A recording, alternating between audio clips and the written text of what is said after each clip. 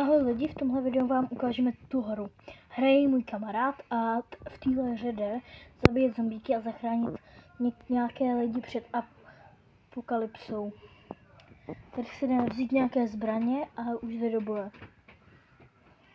Ten má první zombíky, ten dá nakládačku. Můžete napsat, jestli chcete další díl této hry, nebo ne. My vám to uděláme podle toho. A tady budete tady zabíjet ty zombíky. Jde mu to celkem na to, že jsme to před chvíli nainstalovali. Takže celkem mu to jde. A tohle video bych chtěl třeba, aby se dostal na 10 lajků.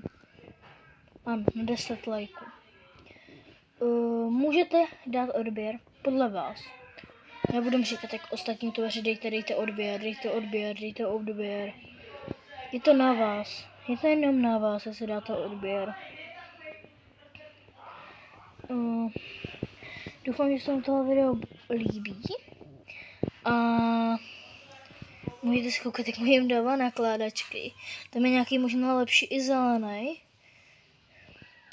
Tady skáče, jde si pro pistol asi. Nasaď mu, ano. Hezky. Skáče nahoru. Další den se možná můžete těšit i na Roblox. Možná vyjde. Možná vyjde. Takže se na to můžete těšit. Jestli budete chtít pokračovat této jakoby sérii, a nebo ne. Je to přímo jenom na vás. A až dohraje tento level, nebo umře, tak bych řekl, že to zakončíme. Na první epizodu by to mohlo být dobrý. Ne. A kdybyste chtěli, tak můžeme vydat další díl této série, ale jestli nechcete, tak ne. Je to jenom na vás, jak říkám, všechno tady je jenom na vás. A za chvilku budeme asi končit. My nevíme teď, my nevíme, kdy bude konec, a až bude konec, tak to ukončíme, jak jsem říkal. Makej.